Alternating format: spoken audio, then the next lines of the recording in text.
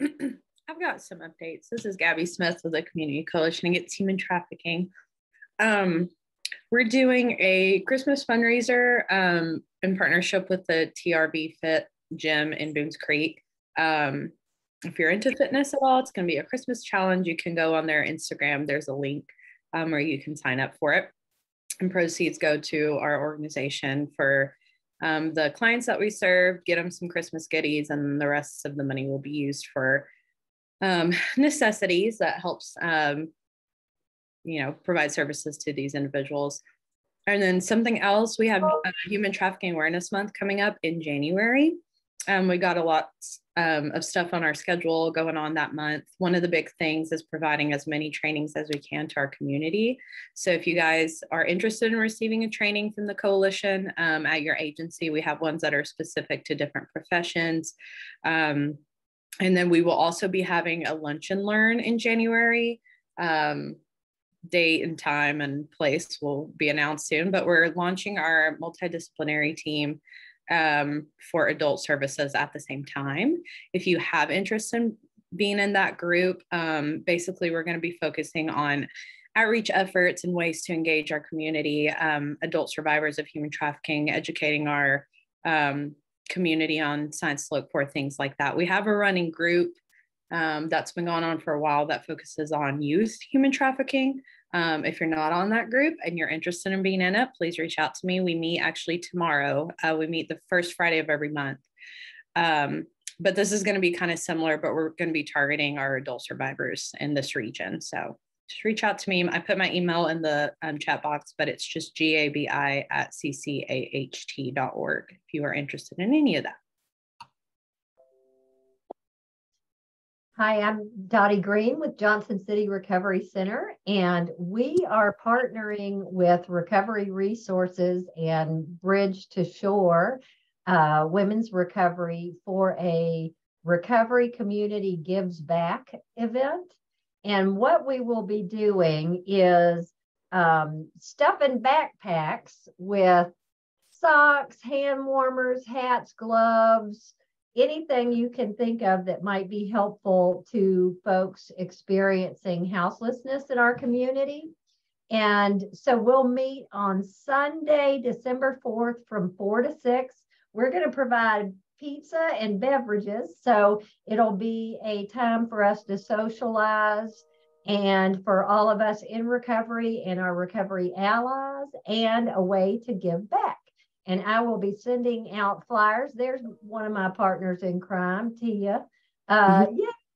And we'll be sending out flyers to everybody soon. And it'll happen here at Johnson City Recovery Center. So if you haven't been out to see us yet, it'll give you an opportunity to check us out too. Thanks. So my name is Tia, and I'm with Bridge to Shore Recovery. And so we actually just opened our first ever women's halfway house in Carter County. So we are taking applications right now, and we are looking for women to come in. So I have 2 beds available at this moment. So if you know anybody who's needing services, I'll put my email in the chat, and you can send them my way. Thanks. Hey, this is Jeremiah Lovelady. Just I got a message. This kind of on a dismal subject, since y'all have all the positive things. I got an email from the Department of Mental Health and Substance Abuse, and Knox County, which isn't far away from us, in the last 2 days have had 25 overdoses, suspected overdoses reported. They're all being coded as heroin, but the suspicion is that they have a lot to do with fentanyl. So those of you that are on here that deal with that, just be aware that that's there and it's close to home. And that's just in the last 2 days. It's a huge spike. So that's good to know. Thank you, Jeremiah. Our shelter runs out of Knoxville, so I'll pass that along to our shelter staff. Thank you.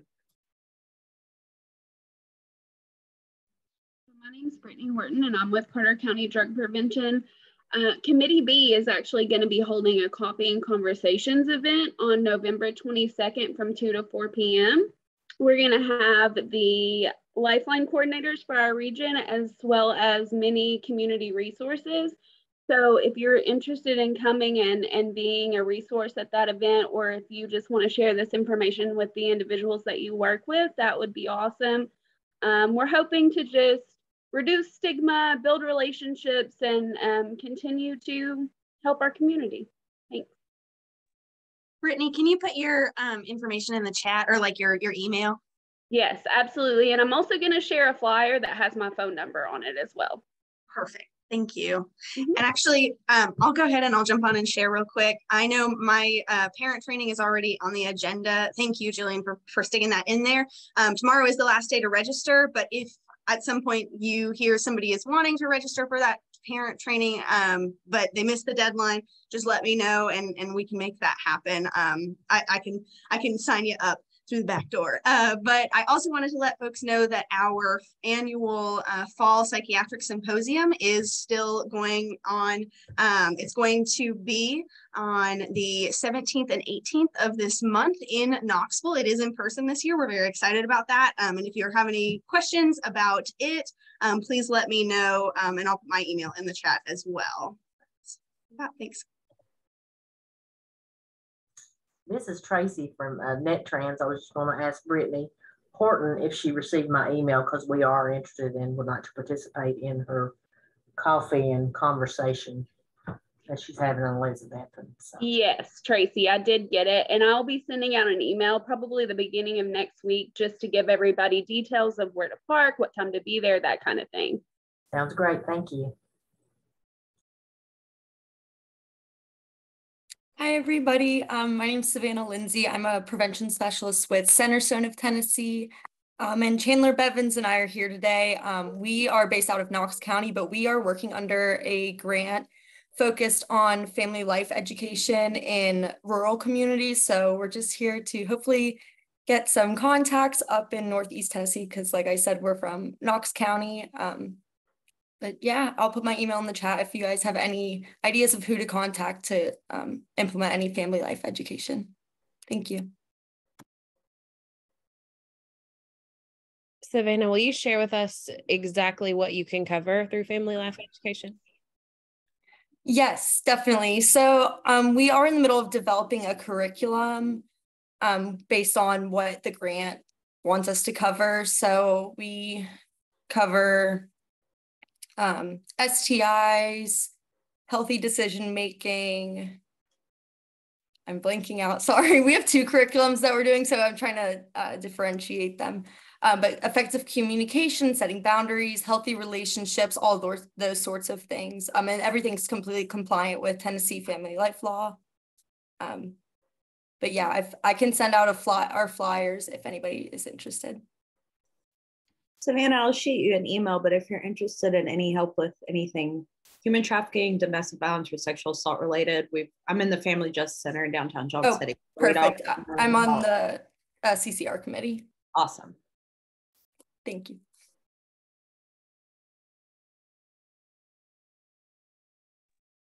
I just wanted to real quick introduce myself. I'm new at the Regional Health Office here in Johnson City, covering the 7 counties, and I'm the new Healthy Development Coordinator. If you haven't met me yet, this is my first time in the Carter meeting. So within my job, I work kind of the intersection of public health and planning, and so that includes like parks, playgrounds, walkability, food access, environment, green spaces, social spaces, that kind of stuff. So I'm here and would love for people to reach out to me. So.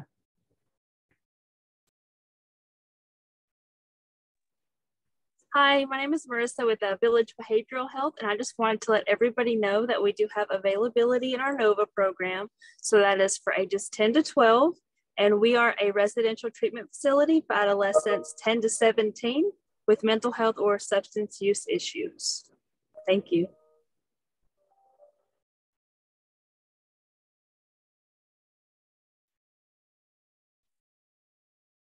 Thanks, everybody.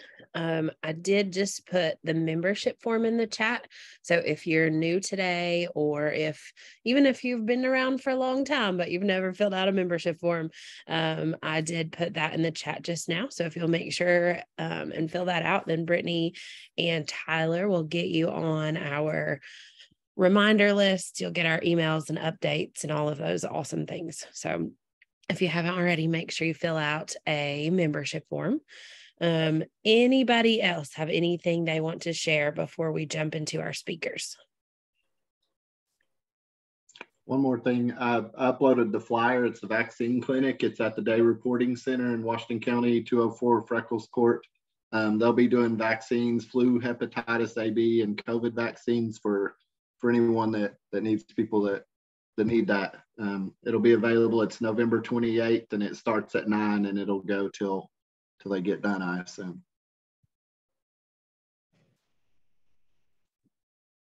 Thank you. Anybody else? Yeah, this is John Knack. I'm with Creekside. Just want to let everybody know that December 1st, we're having a groundbreaking ceremony for 24 additional beds at Creekside. We service a lot of folks out of Virginia as well as Tennessee, and the demand is such that our owners have decided to expand our facility by 24 beds. So I'll put some information in the chat if anybody has any questions. Thanks.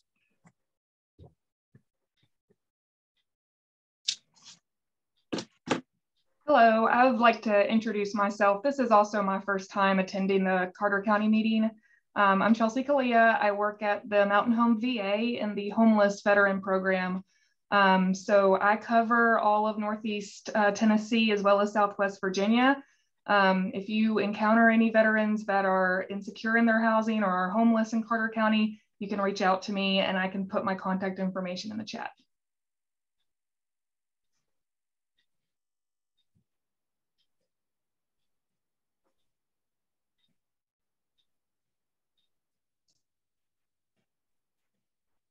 All right. Thank y'all so much for all being here and all sharing today. One little housekeeping thing that I need to mention today. We are in need of a secretary for the Carter County Collaborative. Is anybody interested in doing that position? It's pretty easy, honestly. Emily makes our agenda, and you really just fill in the details as the meeting happens. So is there anybody that would be willing to be the secretary for this committee? Or you can nominate your friends. That's always fun. If there's somebody who you think would be good at this, feel free to nominate them too.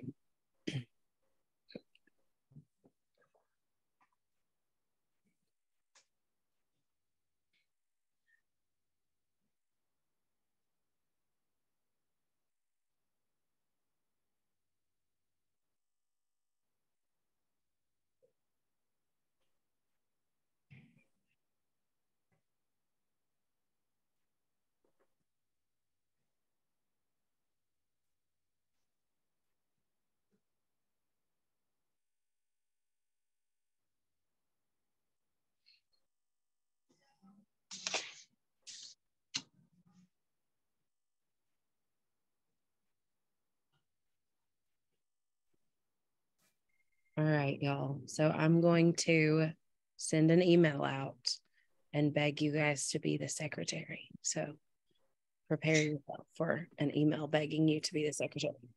We'll include that in the next update. Sorry. We'll include that in the next update.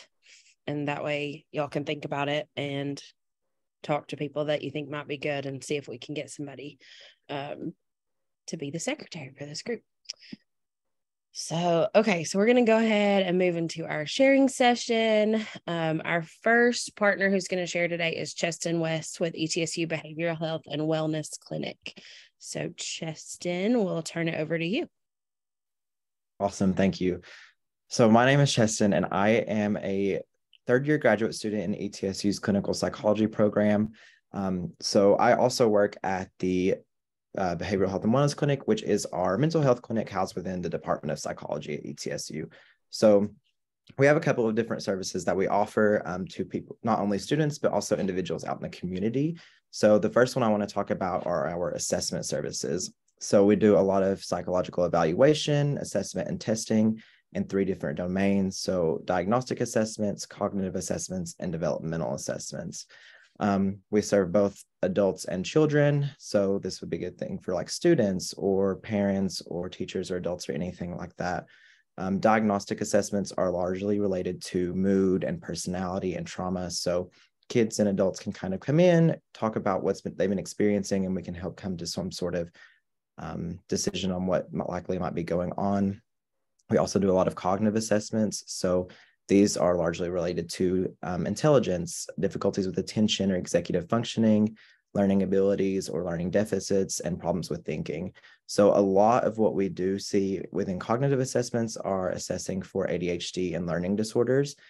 These are used for accommodations, whether that's in an educational setting or anything else, intervention recommendations, things like that. And then we also do developmental assessments, which are evaluations that are basically related to concerns that cut across these diagnostic and cognitive and developmental concerns. So the bulk of what we see for developmental assessments are like autism assessments. So yeah, those are the main assessment services that we do. And then we also offer therapy services. So those are also open for adults and kids. Currently, we are only taking kids 12 and up, but that also changes on a semester basis. So, and it's based on supervisor availability. I also want to mention that we are a training clinic. So all the clinicians here are graduate students within the program, and they're all supervised by licensed psychologists. And we offer our services, our therapy services, on a sliding scale rate that range from $10 to $100, and it's based on family size and income. And then we also offer below market assessment prices. So those range from $300 to $900, which is a lot of money, but also very under market for what typical evaluations cost. So that is my little spiel about our services. Thank you so much. Any questions for him? Or will you also put your information in the chat so folks can reach out to you? Yes, I will. Anybody have questions for him?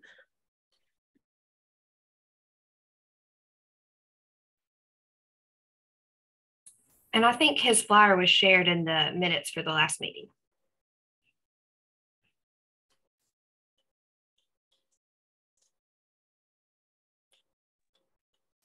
Awesome. All right. Thank you so much.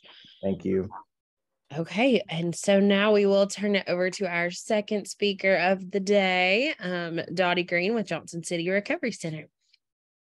Hi, gang. Dottie Green here at JCRC, and my partner in crime, Stanley Williams. So we are tickled pink to be here to introduce y'all to us. We're brand new recovery community center, and we are one of the grantees for the Sullivan County Baby Doe litigation settlement funds. And we have opened a recovery community center. Now, what is a recovery community center, you might ask? Well, it might be easier to tell you what we're not first. So we're not professional treatment. We're not recovery housing. But what we are is kind of a filler in that gap between the two. So we offer recovery support services. All of us that work here are people with lived experience with addiction and recovery, trained recovery coaches or peer support specialists, or both. So so our values, maybe it might be good to start with kind of our core values. So we believe that recovery is not only possible, but it is likely, given all the necessary recovery support services surrounding the person. We value, celebrate, affirm all paths to recovery. So if your recovery path is traditional 12-step, if it's faith-based, if it's medication-assisted recovery, if it's smart recovery, we support every path to recovery. And that's really an important and kind of a unique thing, I think, for us. And we believe that in the power of peer support, and that people with lived experience are the foundation of what we do. We have a strong volunteer element too. We are also a place where those in recovery can give back. So that's kind of what we're based on. And what we do, there's kind of, excuse me, three main components to what we do. The first is recovery-oriented social networking, building that social recovery capital. So we'll have, once we're fully operational, we'll have 3 mutual aid groups a day, a variety of different groups at 12, 5:30, and 7. So some folks might come in for a DAA meeting at noon.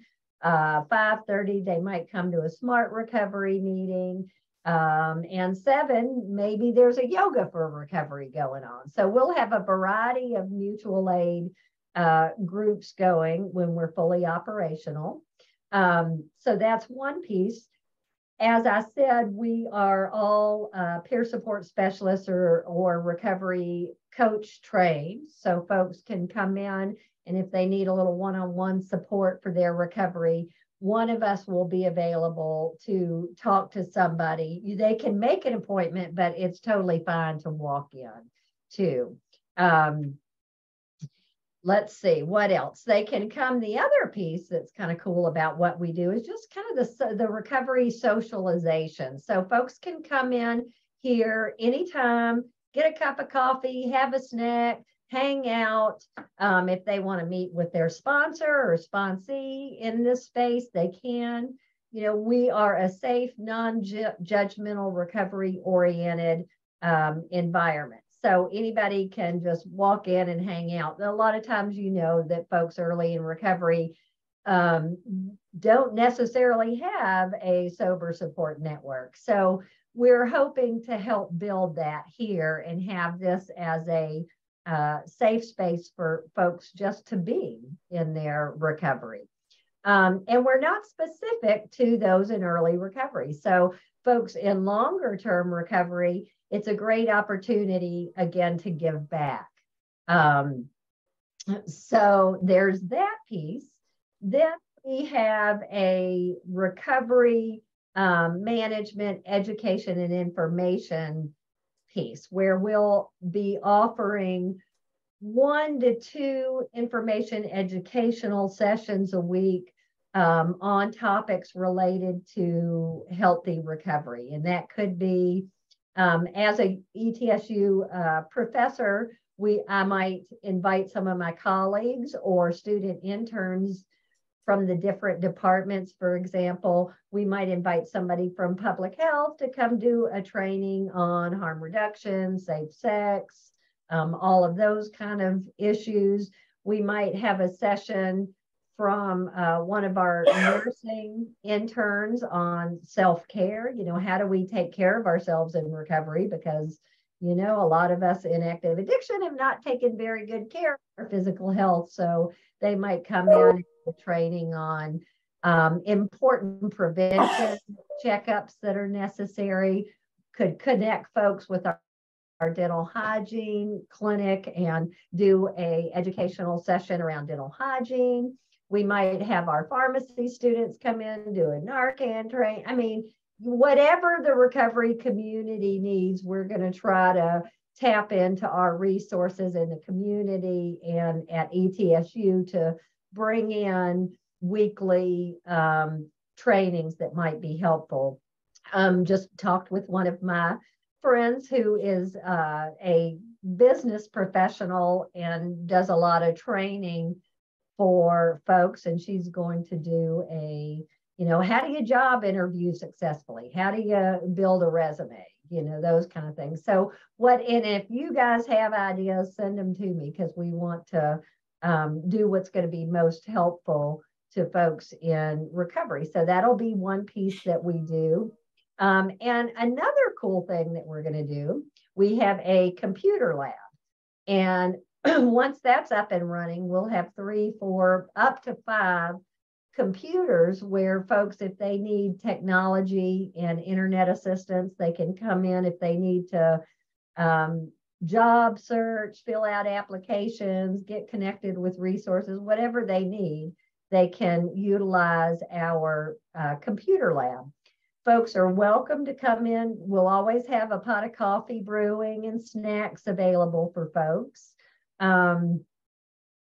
So we're just really excited. We are not fully open yet. And like some of my other colleagues, I think on here, we're still waiting for the grant disbursement, but we are unofficially open with limited services on Tuesday, Thursday, and Friday, 11:30 to 8:30 p.m.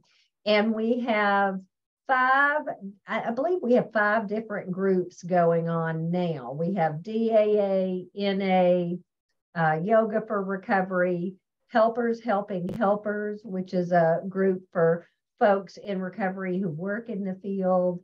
CODA, yeah, Codependence Anonymous. What else, Stanley?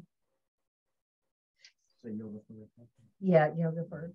So Stanley Williams here is my partner and helping. So if I forget something, or he helps clean up my messes. So you'll see me or Stanley most of the time if you come in. And then we have Amanda Silcox and Brittany Peeler, who will be joining us here at JCRC too.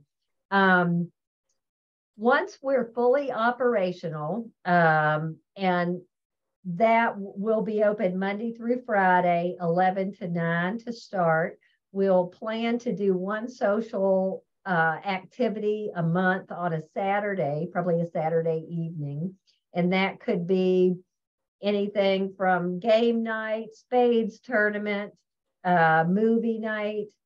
We'll probably do a Super Bowl Sunday thing. We'll have a big screen TV in here once we get some funding going. Speaking of funding, all of our services are free. Free, yes, free. So we want recovery support to be available to everybody that needs it. And we're on the bus line. We're 513 East Unaka, so we're pretty accessible. Plus, did I say all our services are free? Yes, they are free. But what does that mean? Yes, we have a lovely grant that will get us through 3.5 years, but that's only 3.5 years. So we will need ongoing donation, fundraising, and grants. So yeah, so that's kind of who we are. We hope to be building a training program for peer support specialists as we move forward, so we can provide some education, continuing education, and recovery coaching trainings, things like that. So that's down the road a little bit. And I think that's it. So I think I said we're 513 East Unaka. Our website is jcrecoverycenter.org. It is a work in progress, so we're still waiting on funding to get everything up and running to full capacity, but you can find us there. And the way to keep most up to date with us is on Facebook. So Johnson City Recovery Center, and you should be able to find us pretty easy. Follow us, and I'm posting what we got going on all the time, as well as begging for money. So I have no shame. Anyway, so thank you so much for inviting us, and please feel free to come visit. We had an open house Friday, which was fabulous. And if you didn't get to come to the open house, like I said, we're going to be here on Tuesday, Thursday, and Friday, 11:30 to 8:30. So feel free to drop in. No need to call ahead, but you might want to. But we'd love to have you visit. And send any of the folks that you serve here. Let them know that the bottom line for us is we are just here to support recovery in the best way for the individual that comes in. Thanks for listening. Thank you so much for sharing. Anybody have questions before we move on?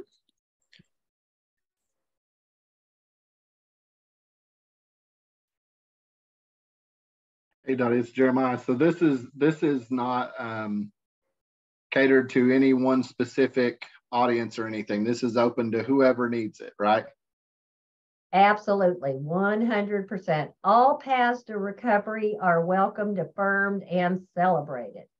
So we do hope, here, I'll tell you something cool that we want to get going soon, and I'll definitely put that out there, is we want to start a support group for families who have lost individuals to addiction or who have a family member in addiction. And I've got a friend of mine who is in recovery, is a family member, and is a minister who has volunteered to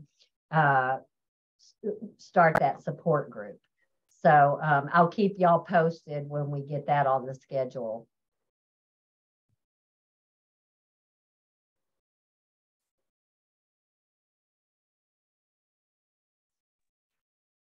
And it's definitely, I think I said this, but just in case I didn't, if you've got ideas of how we might be able to be helpful, please send those, because we are a work in progress. And yeah, and we're basically, everything we're doing has been informed by people with lived experience, what would be helpful, what would be needed. So if you guys got any ideas, send them on.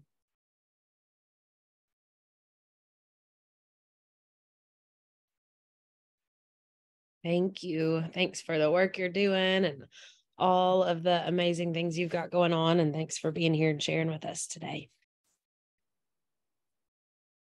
Okay, I'm going to go ahead and open up our breakout rooms. So if you have not been here before, or even if you just forgot what our subcommittees are, I'm going to share these really quickly. Our first committee is our substance use committee that is led by Tia Hughes. Our second committee is our action and awareness committee that's led by Brittany Horton. And then our third committee is our data collection committee that's led by Emily Brooks. So feel free to jump into any of those that sound interesting to you. Again, these are all fluid. If you join one today, it doesn't mean that you're stuck in there forever. So feel free to join a subcommittee, see what's going on in there. And these are flexible. You can always jump around. So I'm going to open the subcommittees now, and we'll come back together about 1:15. Does that give y'all enough time? Subcommittee people? Too much time? What do y'all think? Is 1:15 okay? Probably plenty of time, I think. Okay, perfect. So we'll come back together at 1:15 and we'll hear a quick update from each of the three subcommittee chairs, and then we will wrap up our meeting. So I'm going to open the breakout rooms now.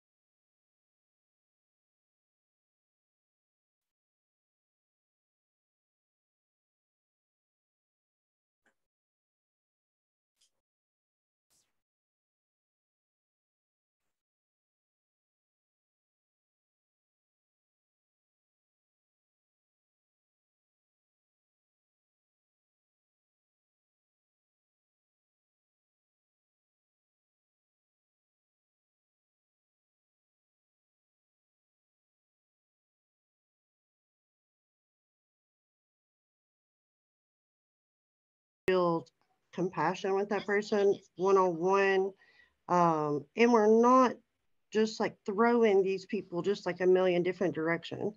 So send all your resources there. Like he has all of our Red Legacy's information, knows what qualifications that we need for somebody to be a part of our program. So if they encounter somebody, they offer it, then they can send them directly to us instead of like maybe sending somebody that needs recovery help to Carter County Drug Prevention first, and then sending them to me, and then we might need to send them to Jeremiah at Inside Alliance type thing. It'll just be a one-stop shop, and we don't have a lot of that side work, which can make that person uneasy. So it's a great idea. Absolutely great. So just, I can share it with you. Okay, let me get it and I'll put it in the chat. Hey, Sam, this is Shauna. I have the information for the Compassion Center and I'll stick it all in the notes. Okay, thank you. All right. Welcome back, everybody. Hope that your committee meetings went well. Can I have somebody from each committee go ahead and share an update?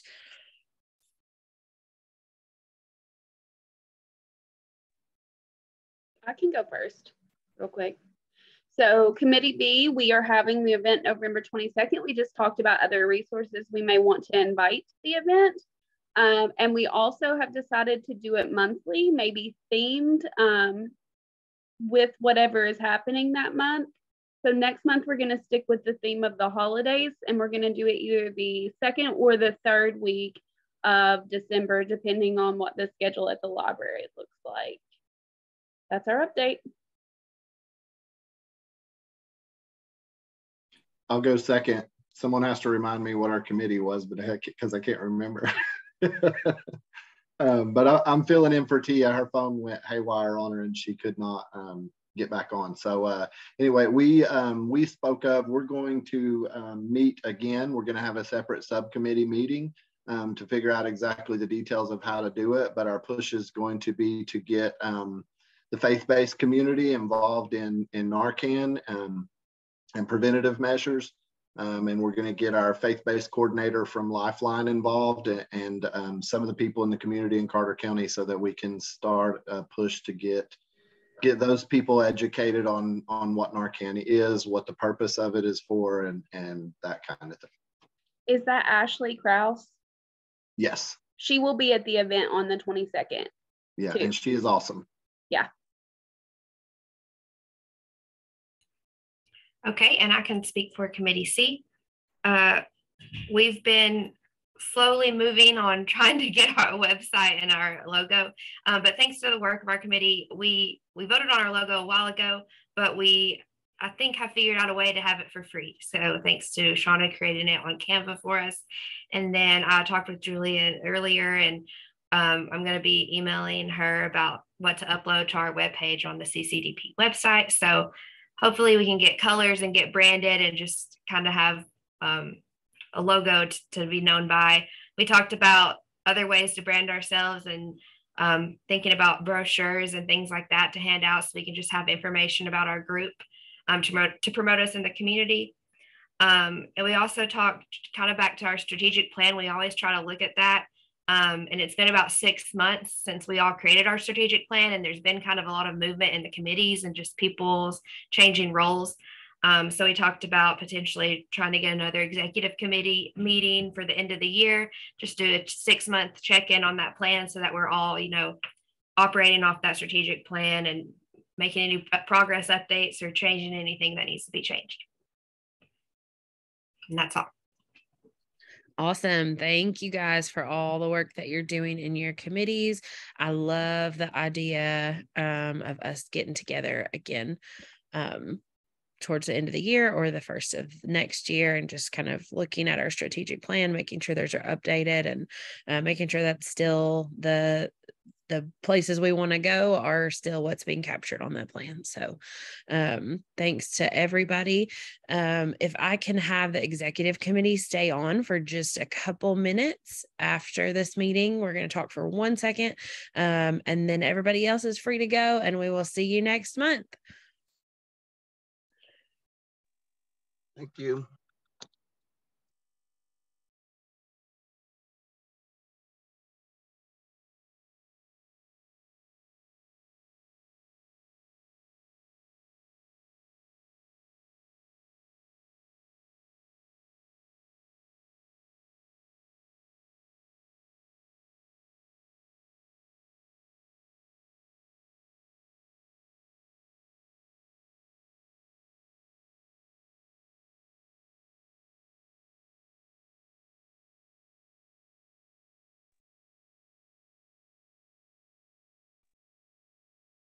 Jillian, I was a day late and $1 short. I was trying to send that Compassion Center flyer out so everybody could. I got it, Send them Jason. I saved it. I've got it. Okay. Okay. Good deal. It's on the chat, I think. So hopefully everybody got it.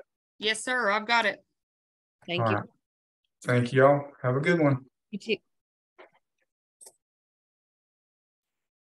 Hey, friends. Friends, you do not need a new secretary. Okay, that is great to know. I'm sorry.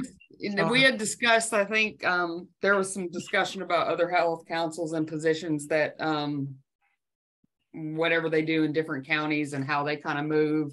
I know I guess you guys had a meeting last week, which I was out of town and had personal dumpster fires and all kinds of chaos going on. So I wasn't there for it. Yeah, so the announcement in the meeting was a bit of a surprise to me. You don't need to seek out another secretary. Thank you, Shauna, and super sorry about that. It's been a mess. Well, so I guess, and I'm not sure, like Tyler, if you want to hop in and kind of share your perception of what was happening with Shauna. I think Tyler's understanding was that, I don't know, maybe we had to replace you or something. So he can share more about that. Yeah, so it was just kind of like a direction that they wanted to take with health educators as far as wanting them to be more subject matter experts. So having a lot more buy-in during the meetings rather than kind of like taking minutes. So if you want to continue doing that, Shauna, by all means, I wasn't trying to like take that away from you. I just wanted to kind of like, if you can be more of like a subject matter expert for all the stuff that's going on in Carter County and what's happening and what you're kind of getting into and different things, that was the kind of direction that they were kind of talking to us about. Yeah, and I can't speak from the regional. Obviously, that is not my wheelhouse. The only reason why is I was just kind of on the meeting and was just kind of like, what? Because I missed that whole where you guys met last week. Was it last week? I saw the email thread, but I was out on vacation, so I didn't get to actually see anything from the meeting. So I was just kind of trying to figure out what was going on, I guess would be the best way for it. I think that's the goal, is that more people will get involved, but as we saw today, there were no volunteers. And it would be great. And like I said, Tyler's not wrong for that, especially with the community health assessment coming up. But Jillian, you're more than aware. Emily, you're more than aware. You've all been on it longer than me. It would be great if everybody else would take an active role, but since it tends not to happen, TDH and Carter County Drug Prevention are the people that kind of fill those roles because we're constantly present, constantly active in the meeting. So. Yep, I agree. And if it's not I guess this is like terrible grammar, but like if it's not broke, let's not fix it. I also feel like, so if we can maintain it and it's working, I think if we're able to do that, I'm a big fan of just leaving it as it is. So I'm sorry, Shauna, again, I just did not know that we were just, I don't know. Sorry. And I don't like, I'm not pointing fingers. No, I think where we've all played musical chairs in the last, 5 or 6 months, it's new subcommittee leaders, knew this, knew that, and everybody's just kind of trying to find out and figure out their way. Like I said, in a perfect world, it would be great if we jumped on the CCCs and 500 people were like, I'll be the committee leader, I'll be the subcommittee leader. It just doesn't happen that way. So we're tasked with kind of, seeing it through, which is important because we have a strategic plan and we have a goal and we're making decent progress towards it. So, yes. We were just talking about this. This is all the executive committee, and then Tia is also executive committee, right? Yes. That's what I thought. When do you want to email us, or do you want us, when do we want to plan to meet again, or just talk about it again in December? See here. I think Brittany has sort of the same concerns as everybody else. She came in to something that Shannon and Scott had developed and is now having to kind of figure it out. So that's what I just said. I was like, I'm sure that that's confusing. So I think, let's see here. I know December gets crazy for everybody. Do you all want to try to do something in November? I would be okay with that. I think I've got some availability in November too. What's I have something kind of like the week of the 21st seems really open for me, except for the 21st. Like Yeah, 22nd through that the Monday, 25th. Tuesday, and Wednesday is pretty good for me because nothing's really going on. You know, everybody's concerned with the holiday. So what about the 23rd? What does that look like for everybody? I'm open anytime you need. I'm open too. I can do it, but is there any way it could be Tuesday? Yeah, Tuesday might work better. Tuesday works for me as well. Tuesday, we have the NPAC meeting and the library event. And celebrity bagging at Fitz. Celebrity bagging, yes. Then let's just do, I can just hop on Wednesday. School's out on Wednesday, but I can hop on. Here's a random one for you. What about November the 17th? It's a Thursday. I can do before like 3 o'clock that day. I can do before 2. 17th works for me too. Yeah. Can we do, So- you want to do like 12 or 11? Yeah, y'all want to do 12 and come to the office and we'll feed you. Yes. Works for me. You want South Hills or? Yeah, let's do South Hills. Okay. Where is this going to be at? The address is 210 South Hills Drive.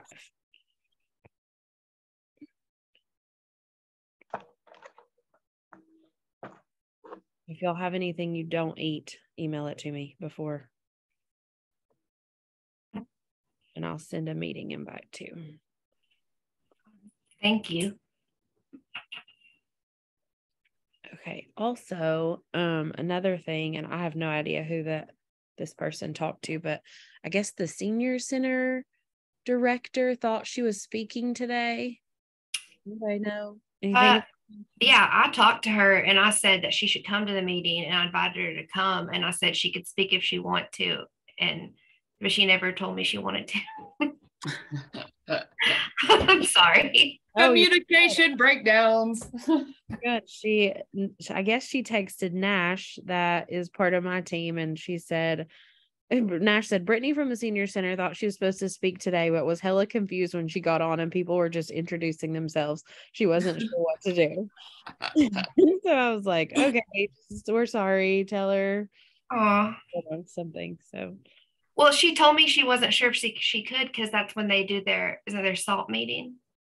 Yep, that's why Nash can never come to CCC, because they have So I said, like, it might be worth it if she wants to, send somebody from that group to speak once. And I kind of advertised it, but she didn't tell me she wanted to speak today. I didn't even know if she was going to come for sure. And I met with her too, because we're trying to get something going with UT Extension. And she touched on that she had talked to Emily, but it wasn't anything that was like set in stone. It was just like, hey, these are the meetings. Because she also wants me to sit on the SALT council, but I can't, because I'm like, I have a commitment to the collaborative and I do take the minutes and all that stuff. So Nash, what I don't know if y'all know Nash Akuna or not, but she's one of my people, and she does SALT instead of CCC. So if we ever need to, I'm going to reach out to Nash. I didn't know that, because I have to go, we usually run over there and get the rundown on the SALT council, because I can't ever be there. yes, Nash is always there. So just make her give you all the things. Awesome. Thank you. Yes. Okay. Well, and honestly, also, I mean, I've definitely said, like, sorry, 40,000 times, does anybody have anything they want to share? Does anybody want to give an update? So it's not like she couldn't have said, hey, I'm here and here's what I'm sharing. So yeah. Well, sorry, let me know if she wants to be on the agenda for the next meeting. Okay. Sounds good. We can only do what we can do. Yeah. All right, y'all. Thank you. I'll see you in a couple weeks. All right. Thank you. Sounds good. See y'all. Bye.